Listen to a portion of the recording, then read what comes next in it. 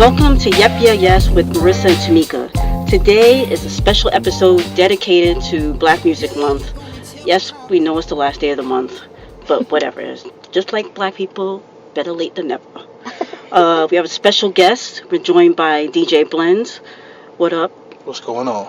What up, Marisa? Hello. How are y'all today? Good. Tamika, Yes. how's your cough? I still got a cough, but you know, it is what it is. We're good. Well, BJ doesn't have a cough. DJ. So we're not going to ask him about his cough. But how's your day? Good. Long day, but good. Glad to be here. Perfect. We're glad that you're hopping on the show.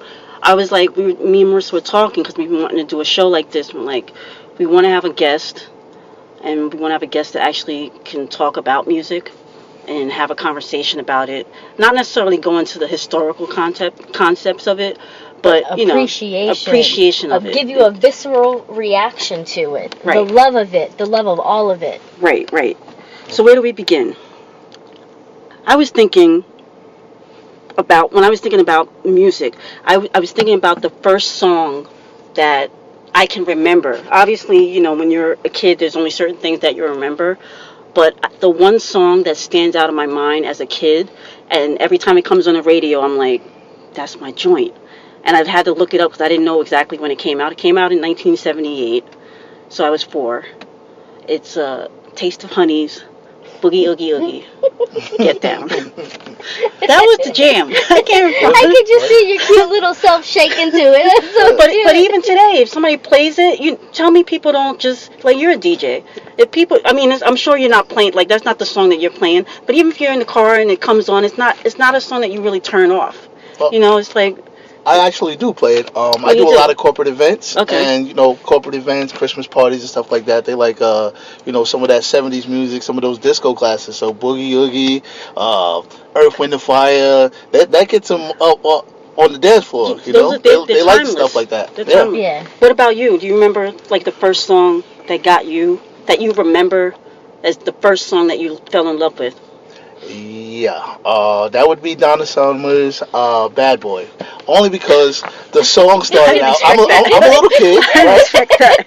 I'm a little kid, and the song starts out toot toot, hey beep beep. So as a little kid, Oh, yeah, true. I picked up on that. So I used to always walk around saying toot toot beep beep, and that kind of was like my Oh, first yeah. introduction into music. So Toot, when it toot, comes on, beep, still, do you still get a little bit of a feeling? Like, yeah, that's Yeah, my I just jam? remember I wasn't crazy about the song as I got older. Right. I like Donna Summers, I like her music and stuff, but it wasn't like, oh, this is my jam, turn it up. Yeah. But I just remember toot toot BB, and then I hear stories at family gatherings and stuff like, hey man, you used to walk around with this pacifier in your mouth, toot toot BB, toot toot BB, and we didn't know what you were saying until Right. somebody put it in perspective, like, yo, it's the Donna Summers song. So Right. that's the first song that's I cute. could ever remember. So while you were talking, you're very expressive with how you speak. So I've known you for a long time, but you're expressive on how you speak, like your mannerisms, your facial expressions, the way you move your body. It brought me back to, because we used to go to a lot of your DJing gigs, and you're DJing, so you're watching the DJ and just vibing to the music, and you're always to me in my mind, you're always very expressive. But I just had a moment. Do you remember Mars 2112 in Manhattan? Yeah, yes. Like 1,000 years ago, Yeah. he was DJing in one of the rooms. Was it with Mars? You was DJing at Mars? At Mars Oh, I didn't realize you was- 2112. Well, you got a real good memory. Real good. But I remember. You did a mannerism that brought me back to that room. So it was very visceral. So the room obviously it's supposed to look like Mars, but it was like almost looked like a cave. So it was like an orangey brown glow, and the way this is the thing that gets me about BJ. You can't help but like the music because he likes it so much. He's that kid. Like, if he's eating a sandwich that looks delicious, now you got to eat that sandwich, even though you don't even like bologna. So you just did something that brought me right back to that moment that I don't even remember what song it was, but you were just feeling it so much that I was like, now this is my new favorite song. That's the true gift of Artistry, yeah. there's certain DJs. I'm sure we've been to places where it's like, they bring out their iPhone and they're like, yeah, I'm a DJ, Yeah. But he actually, you can see that he's putting it in there and he's taking the time and cultivated a playlist. And, Yeah. You know what I mean? So that's how you can tell whether somebody's successful but or... very physical. Like, Right. I just remember They're always you're an watching. entertainer, really. Yeah, but I remember always watching him. Like, he would have, like, the DJ with the little, they're listening with the cup on one side, and he'd be like jamming to something that didn't match, and you're like, oh, I can't wait for the next song. And then he'd turn around, look for something, and then do something else, and then like he has a cue where in his mind that's the cue that's gonna come next, and you'd watch him and it'd build up, and then he'd do something with his hands and his whole body, and then when the room started to change because the song changed, he was like, yeah. You starting to feel a little insecure that you know that people are watching you that intently when they're supposed to be dancing? No, actually, No, I'm kidding. actually, I like that, but I've been told that before multiple times. Just imagine you hire a DJ, right? You're at an event, and the DJ comes out and he sits down in the chair the whole time. Do you think you're going to enjoy it? No. Even if he plays the hottest songs that's out, your favorite jam stuff, do you think you're going to enjoy the DJ that you hired just sitting in a chair? Even though he's playing your playlist, it's not the same. So, and it's not really about just, like, say, a Funkmaster Flex talking on the mic, or Kid Capri talking on the mic. It's not just what you're saying on the mic. It's a whole vibe that you have to present. So, if you want your crowd to feel you, you have to feel the crowd. It's almost like an energy in the room when you're DJing. It's how I feel about it. So I'm never going to an event and just pulling up a chair. People ask me all the time, hey, you need a chair? No, I'm fine. Right. Oh, you want a stool? No, I'm fine. Yeah, you're going to be here for a while. Don't worry, I'm fine. You're good. Because I want to be involved. Otherwise, I don't want to play. Right, what's the point? But the thing is, but what I'm saying, what my visceral reaction is, like, I just remember I have, like, snapshots in my head if I go through my history, and when I think on you, I think of, like, there's always, like, a moment, and every time that we went to go see you, there's a moment where it's like, oh, he's vibing right now. And it wasn't even like I'm vibing. I'm watching you vibe, and I was like, all right, now I'm having a good time. But I have a good time in a paper bag. But I'm watching, and I'm like, he's vibing, he's in it right now. And it was a house party. It was somebody in Amityville. It was, because I remember a tent in the backyard, and he was DJing inside a house, and I don't know why, you had a white, I don't know why I remember these things so well. You had on a white t-shirt. That might have been when your mother, before she passed away. Yeah, my mother's 50th birthday party. Yeah. I was DJing in the house, and we had a tent in the back. back. We ran the speakers and the wire It was all like the way to raining the that day. backyard. That's why you were it was inside. pouring. Yeah. Yes, I got pictures of you guys there. Yeah. But what's crazy is that there was a moment, you were wearing your hat forward. And do you remember that movie Over the Top with Sylvester Stallone? Yeah, when he moves his hat backwards and he does the grip and he goes for it. You moved your hat backwards, and then you did something with your ear cups, and when I look out into the back, because that's where everyone's dancing, your cousin tightened up her sneakers, and she went off on that dance floor. She did her splits, I'm sorry, I'm spitting.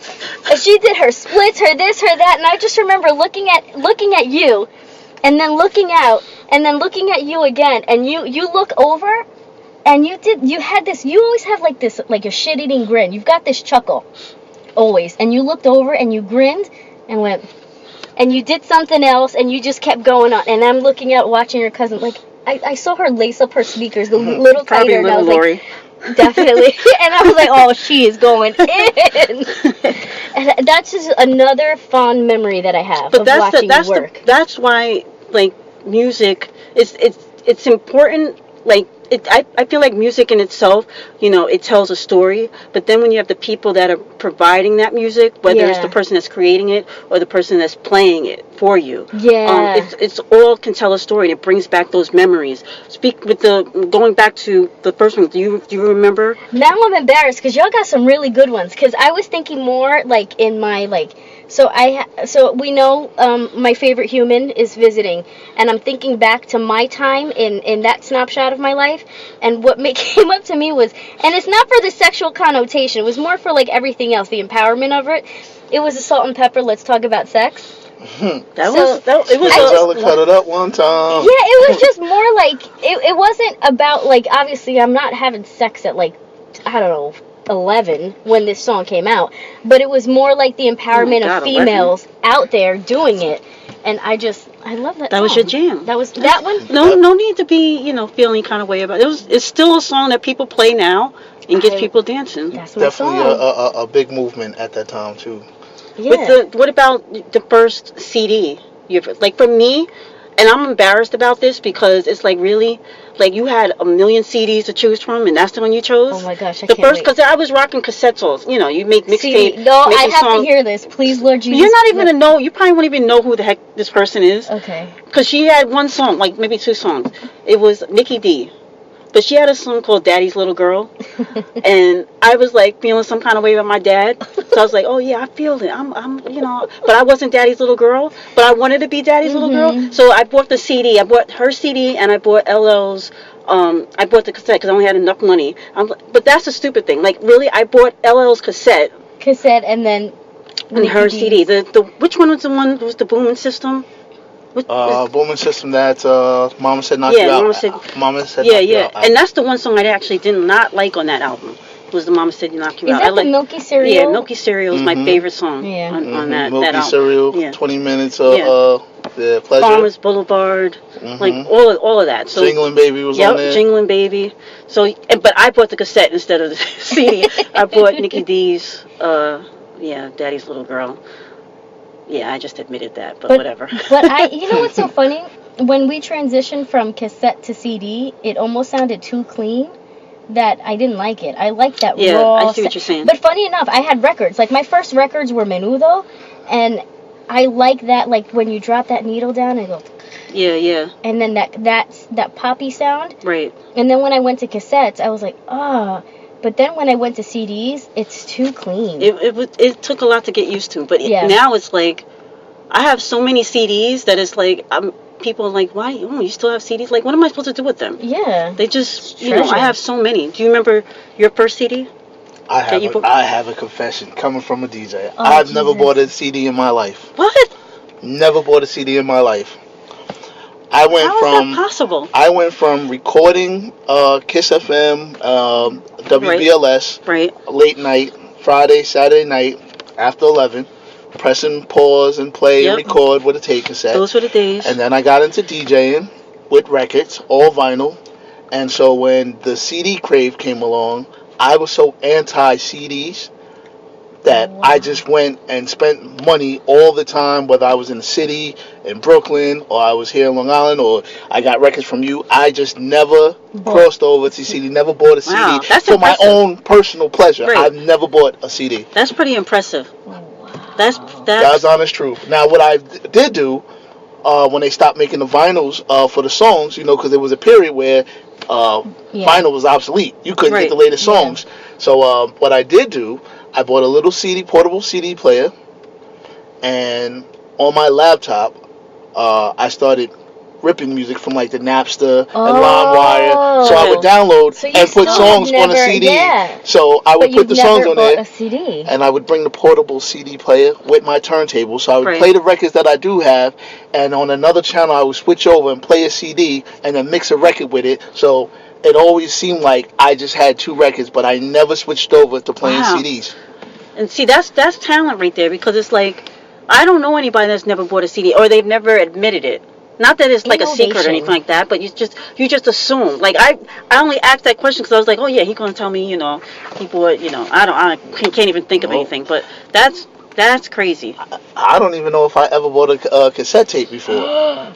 I might have stole a few out of Record Town in Bayshore. That's why they went out of business, because of you. I might have stole a few singles. Job. But I used to just take my mama's Luther tape, rip up a piece of paper, stick it in there, and put tape over it, and then record over it. So the name of my CD or the name of my mixtape would say Luther on it, unless I put tape over it and wrote a marker. Right. Yeah. The good old days. It's funny because one of the other things I wanted to talk about was. Oh, do you remember? I'm like skipping over you.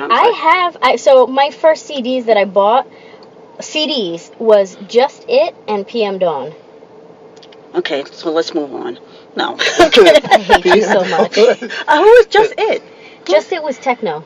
Oh yeah, no, this is black music. Did you ever do the I penny? never heard of Just It. What? Do you ever do the 12 CDs for a penny? No, that I never did. Oh, that's the BMG thing, right? My sister did it. My got aunt 12 used to do CDs for a penny, but it didn't and they got a bill the following month. When I used to work at BMG, I tell people I work at BMG, they're like, oh yeah, I buy my CDs from them. I'm like, yeah, it's not the same thing. Like, trying to explain to people, like, the the warehouse, whatever they call it, the club is not the same thing as the I mean, it's the same company, but they have But like it's not different the same divisions. thing, And so I just stopped telling people, like, you know, You're I don't like, work at great, thank you. Yeah. Like, yeah. They're like, oh yeah, I did the 12 CDs for a penny. It's crazy. But yeah, that was a. Well, first of all, What? you didn't like PM Dawn? No. Really? No, I can't stand them. Okay. On the low, I like PM Oh, Dawn. my But I only like the Set Adrift. That's the only one. song. Oh, probably because I like the rock and roll song. Okay, yeah. What's it? I know this much is true. Thank you. Yes. So. Yeah, no, I was not. Only thing I liked about PM Dawn was that KRS-One did not like them. Oh, that he ran up on stage and snuffed them on stage in the Bronx at a live show. Yeah. That's the only thing. True story. But those, I mean, when you start thinking, like we're having this conversation and you mentioned Luther, and I'm like, there's so many artists that have made a contribution to black music, and you know, black music is just it's something that we call it, but when you think about it, it's like popular music. It's far-reaching, you know. And I was trying to think of like a generational artist, an artist who kind of is popular or is respected. They might not have the number one song in each decade, but somebody where they come on the radio today, and they may have come out years and years and years ago, and they still are relevant today. And I was like, there's not too many. Charlie Wilson. Charlie Wilson has managed to stay in the game. Like, how is that even possible? I don't know. Like, he disappeared for a minute, but then he came back. Charlie Wilson, he manages to stay in the game, and he manages to hop on a Drake album. Right?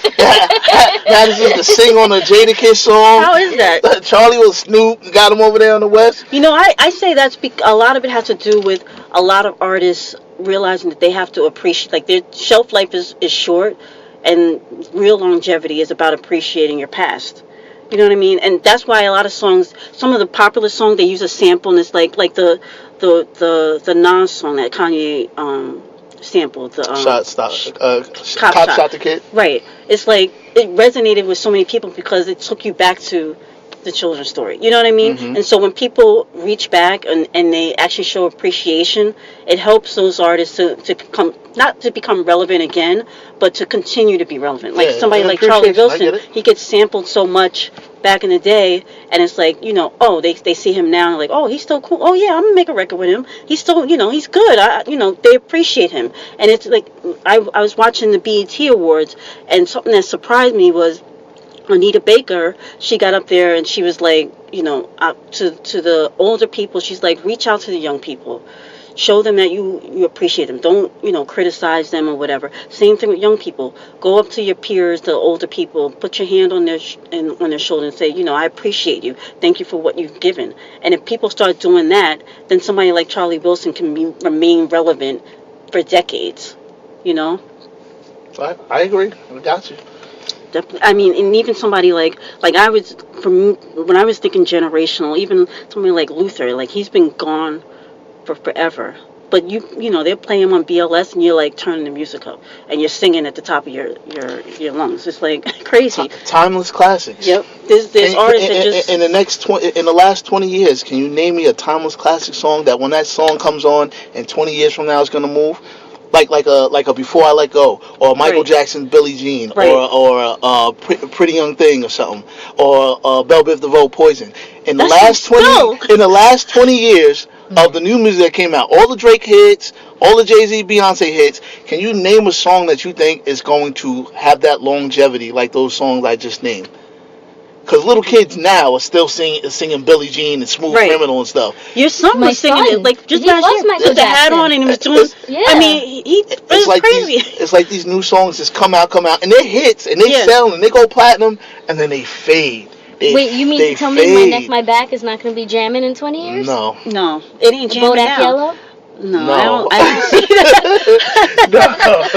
No, 20 years you throw that on, you might get kicked out of wherever you're at. I can't even think. Not even any, like, R&B is not the same as it was back then. No, and sometimes I feel like, okay, here's the old lady speaking again. But it's like, when you really have a love for music the way we do, I feel like you can be critical of the music of today and say, you know, it's just not It's just R&B not the doesn't same. tell a story Like, anymore. Like, Which ruined me for romance, because when you're courting someone, the way it was back then, oh my God, the way R&B like created a story and really conveyed emotion, like.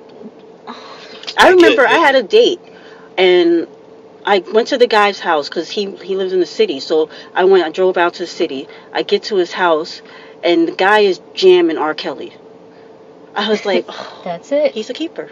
Like, you know what I'm saying? It's like, and it's old R. Kelly. You know, you reminded him of his Jeep. Yeah, and I'm like, but then if you listen to the lyrics, like, oh, he's trying to, go there. But at the same time, it's like the R. Kelly, like.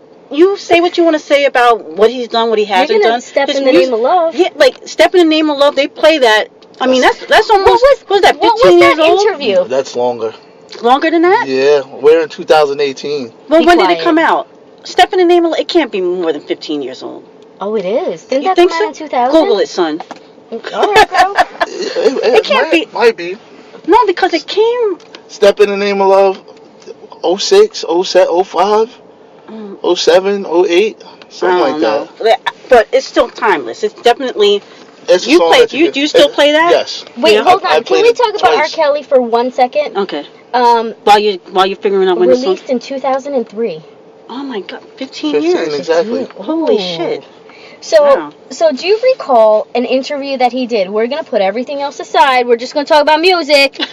Do you recall that interview he did? And he was claiming that he could make anything a hit, and they started giving him random words, and one of them was love dolphin or sex dolphin. I remember. And I'm like, oh, I kind of want to hear this song now. All of a sudden, you're like, oh, I love dolphins. I love dolphins. But he's like, and I'm not even in the studio. So you imagine? And I'm like, oh my God, why can he make anything a hit? Super talented. He's a generational artist, I believe. I mean, unfortunately, whatever. But I think the stuff that he's created it. It's new. It's brand new. Yeah. The whole thing, there's only a few artists that have been able to do that. And like you were saying, like what artist that's out even in the last 10 years, and you're like, that song is going to be a classic forever. Like can you think of a song in the last 10 years? I'm sure there might be one. 10. Like people maybe. When did Big Pun die?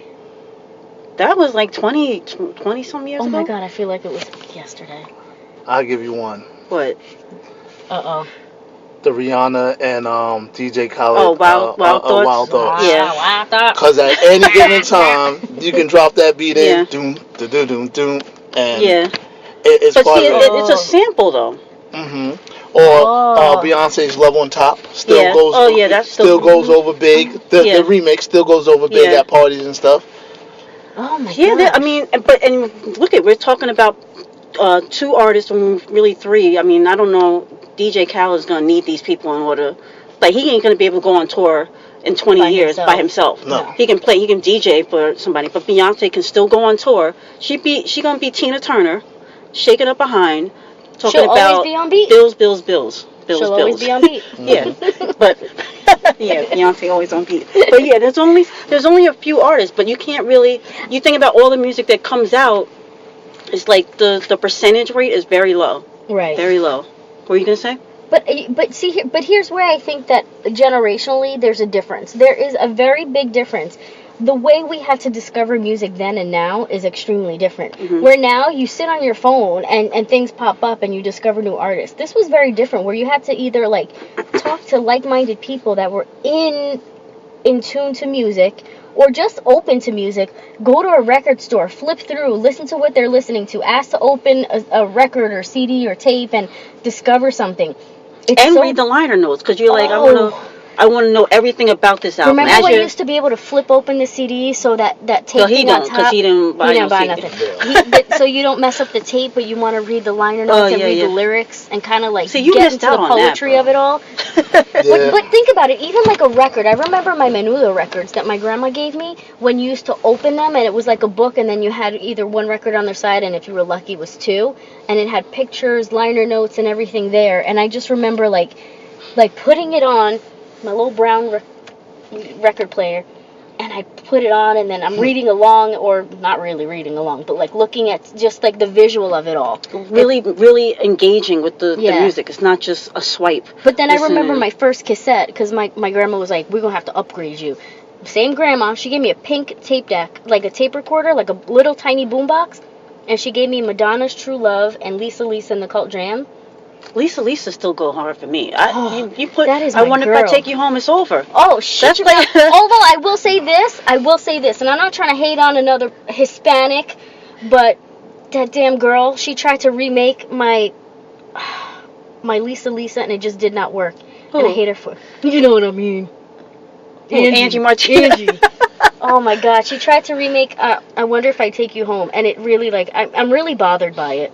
I hate her for it. Yeah, don't hate her for it. No, I do. I hate her for it. Like that. So with that, do you consider Lisa and the Cult Jam black music or pop music? But it was I said that freestyle. Right. Yeah, that's true. Freestyle. That's true. See, but when I listen to it, I'm like, wow, that's freestyle. Because there's certain songs, like even what's the slow one? All Cried Out. All Cried Out. What is that? What do you consider that? Still That freestyle, would be right? no, that would be rhythm and blues. Okay. Oh, okay. All Cried Out. That was a rhythm and blues. But there's song. there's that like 1988, 87, 89 quote unquote freestyle R&B pop Crossover. 40s that it was like a crossover, because you had that Stephanie, Little Susie, Debbie Debbie Gibson, that, where that whole where it was they didn't have a little like. They didn't have a label for it yet, so they just dumped it all into freestyle, where it could have gone a lot further had they had like look at, I don't even want to say this girl's name, but look at somebody that's a pop star today that didn't start out as a pop star, but they're able to transition to other genres. like Taylor Swift. Don't say her name. I don't. Well, she don't cross over to what genre? Well, Like she country? started out as country. Now she's But pop. there's only two. But that's only two genres. Like an artist to me that can cross over into a plethora of genres. You know what I mean? Like they're on That's the Lisa pop. Lisa. Yeah, That would be Michael Jackson. Michael Jackson, Yeah, Michael yeah. Jackson is the epitome. Like that's a generational artist. That guy Lionel right there. Richie, Ray Lionel Charles. Richie. Yeah. Oh, my another son loves All Night Long. He likes All Night Long. Really? Well, okay, so listen, it turned out that we'd start playing Lionel Richie when he didn't want to finish his food, and now he just happens to really like Lionel Richie. The punishment didn't work. Yeah, no, I mean, I don't want to punch him too hard, but it's that All Night Long was like, oh, such, and he asks for Lionel Richie. What about Elton John, though? He's not a black music artist. Oh my gosh. I know. I'd be killing you. You stomping on me. But let's talk about music for a second. Do you feel like he's got some hits? He got some hits. And he got some crossover hits that the duets. That's what like Friends Are For with Dionne Warwick and Stevie Wonder, I Elton feel John. like that's one of those artists that if you gave him like a Puffy DJ Khaled like remix, that would be a hit. I really think that if you just take I don't want to hear that. I would. I do not want to hear that. I really kind of want to hear it. Eminem used Elton John. I know, but I don't want to together. see Elton John trying to be like stay in your lane. You I don't want to see an Elton Elton John John, doing DJ Khaled. No, I don't want to see them together. I just want, him to be We the Best in Well, the studio. yeah, but he's gonna and say just- we the best. Like he ain't gonna do a song with Elton John and not Who's- shout out we the best. Who's the other one that Paul who's the- McCartney? No. Oh. No. No, I'm saying because he did the. No, not the DJ Khaled. The other guy who does the hype person. The Flavor Flav. No, that's not what I'm thinking of. It's oh my gosh, he's Well, what does he do? What's the song or? he's just like, I'll think of it. When we get there, we'll get there. Well, so we're talking about then and now. What do you think are the biggest differences between hip hop and R&B then and hip hop and R&B today? I mean, obviously you can look at it and, R&B doesn't tell a story anymore. Okay. It doesn't. There's no slow jams. There's no mixtape that some dude is going to give me, tell me how much he loved me. Right. But R&B, and this is where I don't want to be the crotchety old lady. While it's not all of it, like mumble rap, I'm going to respect it, and I know it's an art form. It's not quite for me, but I will respect it. And that's all What I'm do you gonna think? say. Then and now. Okay. Then was a voice to be heard. Then was you know, I'm poor, I'm in poverty. Although there was some like, yo, we like to have a good time, some dance records and stuff like that. It was an expression of what you were from, an expression of what you knew. It wasn't fake. Right. Now, to me, the difference is everything's watered down. Everybody's rapping about the same thing. If you're popping mollies, I mean, you got some rappers, the J. Coles and stuff like that, the Kendricks, that, you know, but they're even caught up in what they have, the rims and the jewelry and the glamorous life. Live like me. You should make your life like this. It's probably a reason why our generation doesn't really relate to that music. Because we're not about what we have and I got to get 20s on my rims and all this. We were about an expression, so we related to that. Like, yo, they're going through hard times. I thought my family was the only one that was going through hard times. Yeah. There was a relation, a voice, a factor that we related to. Yeah, you can't relate to none of it. I can't relate to anybody today. I'm not relating to this music. Like, I'm not in the club throwing bands at chicks. I'm just not. Right. That's just not my thing, you know? I mean, a song comes on, it's crazy because I started listening to ESPN radio by mistake because Kiss FM got kicked off the air. Yeah. And then I just was like, when I had my car, the radio didn't change and it took forever to try to pick, like you couldn't see the digits. So I'm like, and then Stephen A happened to be on. So I'm like, ESPN radio. Yeah, that's what I listen to all day. Michael so then K, the only Michael thing Ringo, is, Stephen A. Yeah, but the only thing that bothers me, like I change it usually, not every day, but I'll change it with Canty and DPH. Like I really don't like them, so I'll turn it to the other radio stations, and I'm like, what the hell is this? So and now I'm like the old lady listening to BLS, even though BLS is considered like an old school station, but I'm like, yeah, but they got SWV and 702. It's like crazy, but it's like if I listen to Hot 97 or 105.1. Like I can't listen to it like I used to listen to the radio back in the day. Like just keep it on there. I can't do it anymore because I don't relate to anything. Like it's like it's just totally different. Do you think that's why Cardi B became so popular? Because amongst all of this young little cats, she's kind of relatable. I think she became popular because of social media. Okay. And I don't know if she would have been who she is today if she didn't have Love and Hip Hop. And everybody always referenced her social media presence, the videos and things that she said. I don't know if she would have been, like, if anybody was really checking for her if she hadn't been doing that. Okay. And like nowadays, it's like you got to build up, like, social media your first, social media presence in order to, like, the label say, yeah, also how many followers you got. Like, really? Yeah. Now it's about how many followers I got before I can even sit down with this person, or they, you get discovered on YouTube or something. To relate to that, Jaden Smith, his music is fire. Yeah. But he's not as popular. He's not getting the airplay and the stuff played. Because he doesn't have that. I was on Love and Hip Hop. I mean, my mommy and my daddy are Will Smith and Jada Pinkett, one of the power couples in the world. But Cardi had Love and Hip Hop, and I was a stripper, and her popularity. Like Jaden just came out of nowhere. So there's a lot of people sneak listening to Jaden Smith, but he's nice, man. And the thing about it too, he like I've gone to his page or whatever, and he doesn't post all day every day. Like where a lot of artists that are getting those spins and so on and so forth, that's because they're social media. You know what I mean? They have like an engine running. And it's like, and they probably have somebody that they've hired to keep them relevant in social media atmosphere. Because I'm like, how are you doing all that and you posting every 5 minutes and you comment? You know what I mean? So yeah, I got you. Somebody said to me today, I listen to Hot 97. I listen to Power 105. I listen to The Breakfast Club and E-Row in the morning. And she's 25. She said, I listen to what great era of music they come from. They always talking about Boot Camp Clip and the Wu-Tang Clans and the Rakim, and Rosenberg will talk about his top 10 MCs and why. Right. And then when the music comes on, it's back to the mumble rap. It's like, how come they don't play none of the stuff, none of the great wisdom that they know? It's because that's what sells. That's what keeps listeners going. You flip on either station and still hear the same song over and over again. It's funny because years ago, my little brother, my youngest brother, he was I was looking at his iPod. This is how long ago it was. He had an iPod. And I'm looking at it, like, you have Black Moon on here? He's like, oh, yeah. He's like, I love Buckshot. I was like, all of a sudden I wanted to break down and start crying. I was like, I don't raised you right, though.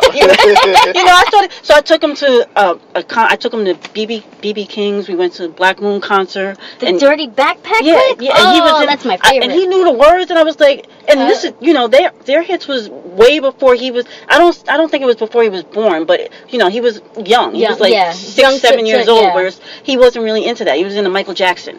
You know what I mean? And so he found that on his own, and then he put me on to some other people, and I'm like, I can't believe I'm sitting here with my youngest brother, and we're relating on this music thing. Whereas my other brother, he was more into like Smashing Pumpkins and Nirvana and stuff like that, so we didn't relate on a music level. I knew his music, and I was aware of it because I was in music, but I didn't really sit down and have music conversations with him. So when my youngest brother was actually into the music that I was into, and I could have conversations with him about even a Big Daddy Kane, Rakim, and like real lyricists, then it was like a prideful moment. I could not believe it. I'm like, where did this come from? Like, we never had a conversation. I just happened to look at his iPod, and I saw that, and it's like he could have did anything in the world and got A+, graduated from Stanford. None of that would have mattered. The fact that he had Black Moon and EPMD. I love it, you. Yeah. I'm so proud of you. And it's like today, it's like the music today is like, I always feel like I'm the old lady because I still listen to my same songs. You Got to Chill, and just a lot of that old stuff I still listen to. What are your favorite groups? There's so many. I mean, it depends on the day. You know what I mean? Today. We touched on a few. Yeah, I mean, one group that constantly keeps coming up is, and I think they're actually an iconic group in black music, is Guy. I mean, for me, it's like Guy is one of those groups because of the impact that Teddy Riley had and how far-reaching he was. Right. Like, I don't know no black person or black music aficionado that doesn't appreciate Guy. That's like, I've never met anybody who's like, oh, I can't stand them. Right. Like, they're like one of those few groups where you can, if they got an award at Soul Train Award or BET Award, you'd be like, yeah, yeah, they deserve that. You know what I mean? BJ. What about you guys? BJ? I gotta go with my boys, and I'll give you my reason why. New Edition. Gotta go with New Edition. Yeah. I respect the guys. Teddy Riley was a producer. He produced the show, Dougie Fresh and Slick Rick. Right. My first favorite rap song. Yeah. Teddy Riley produced that, so I see where that comes in. But this is why I choose New Edition and why it's so iconic and so important. But they always get lowballed. They always get not the credit that they deserve. It's like unsung for no reason. Yes. But they're not, So you got this great street music coming out, this hip hop coming out, right? And you still got your R&B souls, and you got these two groups just battling out. Your parents don't want to hear no hip-hop, and all you want to do is hear hip-hop. That's the generation we're from. Mm-hmm. We want to hear the LLs. We want to hear the KRS-Ones. We want to hear the MC Shan battles, the Big Daddy Kanes, the Rakims, the Salt and Peppers, the Queen Latifahs, the Kid and Plays. But our parents don't want to hear that. Our parents want to still hear Womack and Womack. They still want to hear, a little of the Jacksons, a little Diana Ross and stuff. So here comes New Edition, right? 5 guys with the steps of the Temptations, but hip hop now, hip hop steps. Oh my gosh! Right? Yep. 5 guys in sync, doing like stuff like the Temptations, singing about love or singing about melody, but now in a cool way with hip hop tracks to it. I wish you guys could see how animated he is right now, because he's moving his whole body and his whole face and every hand that you can really feel it. You feel it. You're back 5 years old, putting on the TV, you're cranking it up, and there's no remote, and you're just dancing. That's New Edition for me though. They are the transition group Not the first to do it. You had Rakim and Jody Watley with R&B and mixing R&B and hip hop. Right. But they made it cool to still like R&B. And for adults to like them as kids. You didn't have to choose sides. You could be a hip hop head and still like New Edition. And a lot of hip hop heads love New Edition. Yeah. How many times do you see them where they get on stage anywhere and you got guys that just tough and rumble, look like football players out there doing the steps? Yeah. It's crazy. You know, how many concerts have you and I gone to even now with New Edition?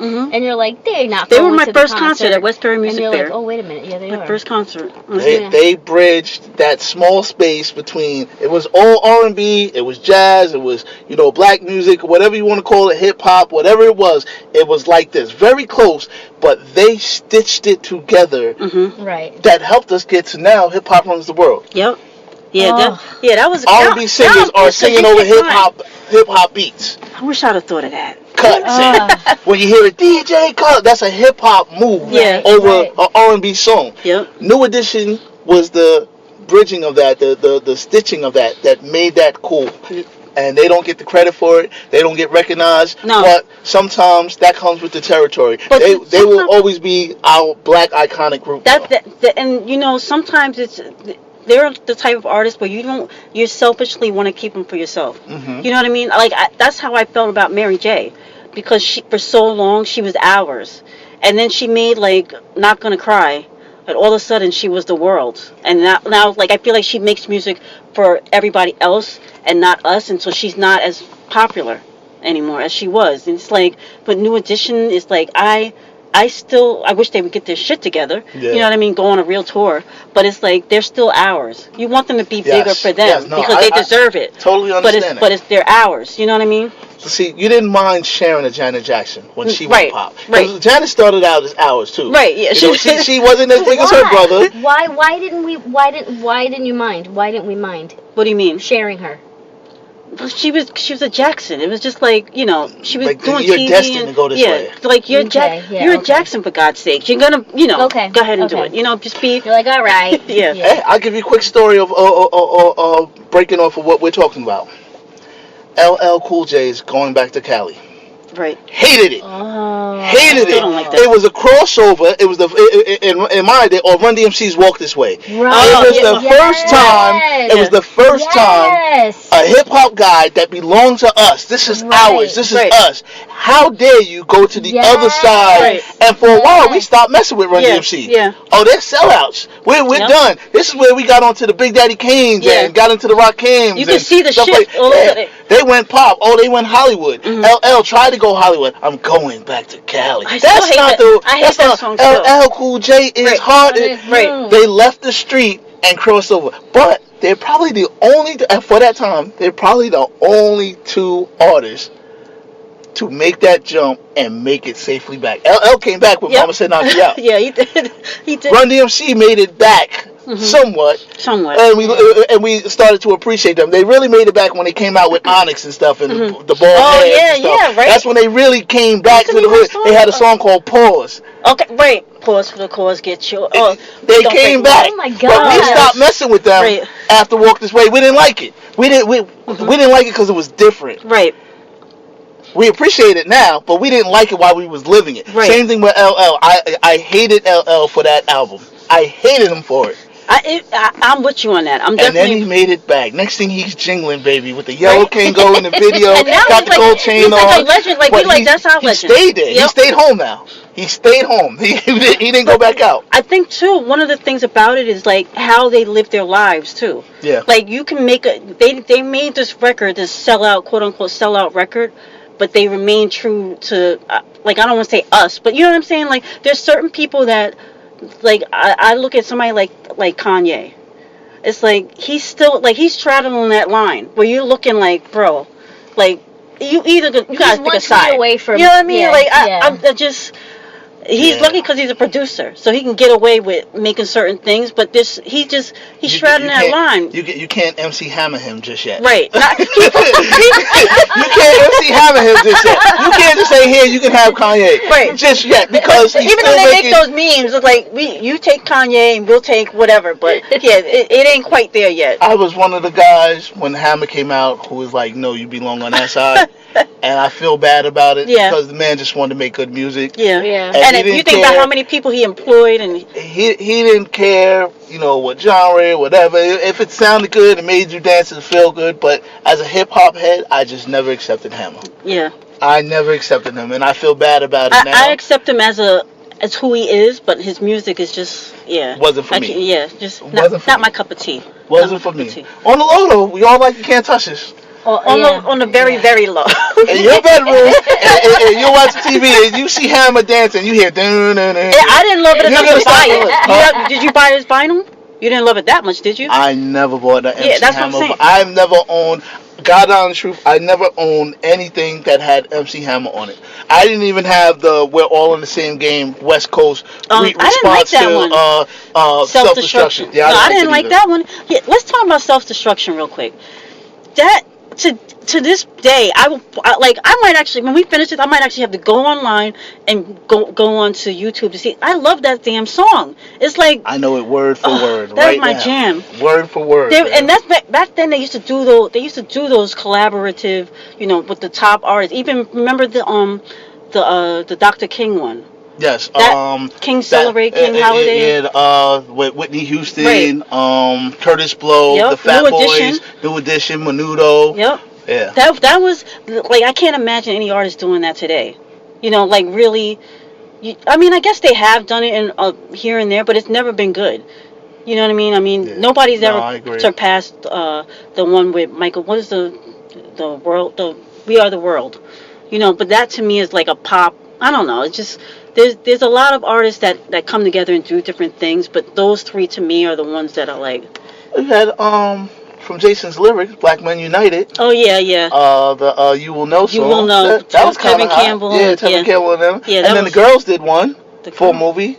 I think for Set It Off. Queen Latifah. Oh yeah. All the girls. MC Light and all them. It was like 4 or 5. No, it had SWV and all them. It just wasn't as popular. They all came together. But that's true. Yeah. It doesn't happen that often, and it's not always that great because I'm sure they're like, well, how long is my part? You know what I mean? Well, whatever. Anyway, let's transition to our segment. Yep, that's trending. Yep, that's trending. Figure we close this out with a little bit of Jackson talk since we mentioned Michael, we mentioned Janet. Joe Jackson recently passed. What day did he die? Because I've just realized did he die on Michael's birthday? I mean, on the anniversary. Didn't Michael? Wasn't it the 26th? He died on the 26th? I think it was June 26th. I saw a meme. I think his birthday is next month. Joe Jackson's birthday would have been next month. He would have been 90. Wow. If I remember correctly. I saw a meme yesterday. Actually, your sister showed it to me. It was a picture of Michael on one side, and he's like dancing. He's like, Michael been partying for the past 7 years. Up and in heaven. Then Joe show up like, you doing it wrong. It was Michael in his off the wall outfit, right? Yeah. That was funny as hell. Mm-hmm. But that family has had such a far-reaching impact. I mean, we brought up two members of them earlier, and I honestly believe, like, your children, when they're our age, they're gonna know Jackson music. Yeah. Michael Jackson. They're gonna still he's gonna be far-reaching. They ain't gonna know Jermaine's music. There's very few places that when you see when they do. I'm gonna articulate this so wrong. But whenever they do outreach and you talk to kids in second and first world countries, and you're like, hey, what kind of music do you listen to? Somebody always says Michael Jackson. Always. Mm-hmm. Always, no matter where they are. It's a can of Coca-Cola somewhere, everywhere in the world, and Michael Jackson for some reason. And the hits are endless. I mean, from the Jackson 5 on, it's like they could never do a tour with the whole family. Obviously, I mean, when Michael was alive, they've done tours, but there would be no way. There's so many. Wouldn't be enough time. No. And then you throw in Janet. you know, and it's just Reedy. that centipede. What was Latoya's song? All I remember is Latoya with the headband up. I don't remember her song. I don't remember. I don't Was that the remember one with the puffy, like the blue lavender, and there's smoke coming behind her, and she's doing one of these dances? Like, I think she was trying to be Olivia Newton-John back then, you know. With the I don't know. But I they don't were know what all the- trying to do that. Yeah, they all had, you know, their thing, but I don't know if Jermaine had some hits. Some R&B. But- Don't take it yeah, personal. Yeah, don't So- take. Then he had a song with Whitney. Didn't he have a Did song he? with? Yeah, he had a song with Whitney. Yeah, Jermaine had a nice little run. But then, you know, he got the Legotron haircut and it was a wrap. You know, it's like, but you know, that family, they really have been impacting my entire life. Like, I don't know a life without Michael, and without any Jacksons. You know, even like ABC during the holidays, they play the Jackson music, the Jackson 5 music. They still play it. Even Michael's daughter, Paris, she's like, in all these TV shows. I watch. Was she in Star? She was in Star with Lee Daniels. Star, and she was in something else. I don't remember, but she does like acting stuff here and there.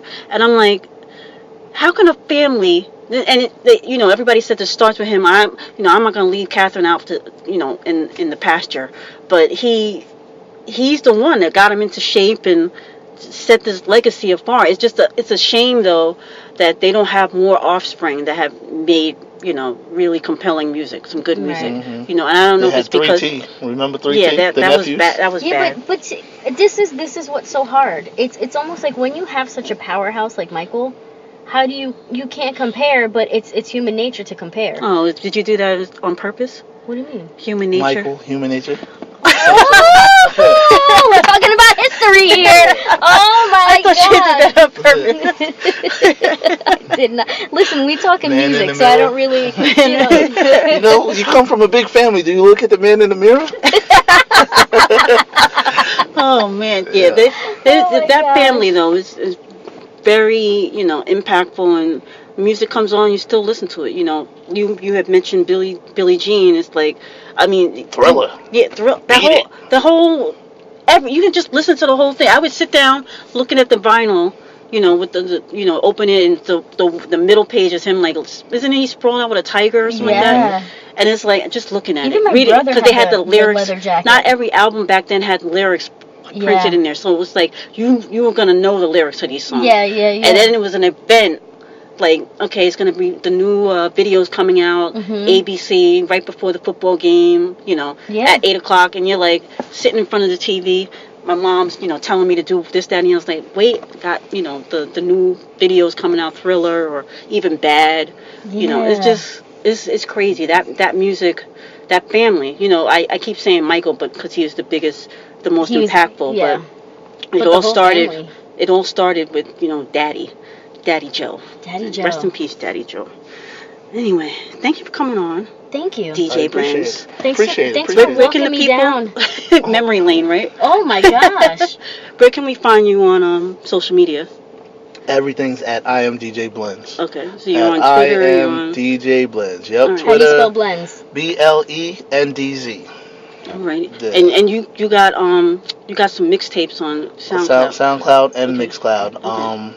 I don't know Mixcloud. Mixcloud, a lot of people are using now because you don't need the rights. Mixcloud already, like for DJs, Mixcloud already, when you sign up for them, they already handle the rights to the music. Okay. They pay a portion for you for Right. the rights to the music. Like, say Drake's new album just dropped. If I grab his double CD and, you know, mixed it up with my vinyl and stuff, and then put it on SoundCloud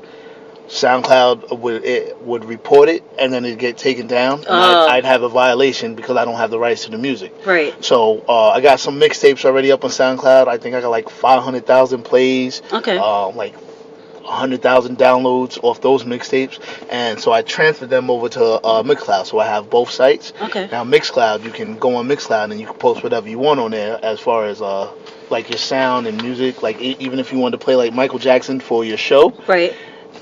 SoundCloud, you couldn't get away with that. But Mixcloud, you can't. Mixcloud, Oh, that's you cool. can get away with that because they handle the rights. Cool. You taking a picture in the middle of us? Blends me, boo. Blends me, boo. I'm multitasking. All right, so we'll catch you on there, and of course you can catch us on Instagram, YepYesYes18, and on YepYesYes on Twitter. And we appreciate you, coming through, being on the show, talking a little bit of music, and yeah, that's about it. Have a good. Next time we talk, it'll be after 4th of July. So Tamieka, you guys have a good 4th of July. You're enough. I love you. I love you. DJ Blendz, BJ, this has been more than enough. I appreciate it. I love you. I've known you forever. Yes. And the visceral reactions that I have to our memories, I love it. Thank you. I Check appreciate you out it. next time. Thanks, guys.